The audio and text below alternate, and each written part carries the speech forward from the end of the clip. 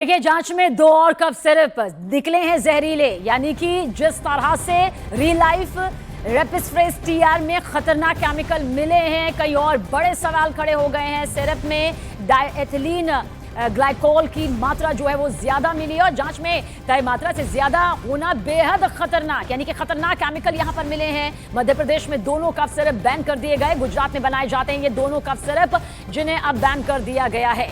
मनोज शर्मा हमारे सहयोगी ज्यादा जानकारी के साथ। मनोज, परिवार वो दर्द झेल रहे हैं जहां इलाज के नाम पर इस कफ सिरप ने जान उनके बच्चों की ली है। ये क्या कुछ मामला सामने आ रहा है? 2 कफ सिरप, वही 2 कफ सिरप से बड़ी दुखद खबर अभी ये आई है कि जो आंकड़ा है वो 14 से 15 हो गया है।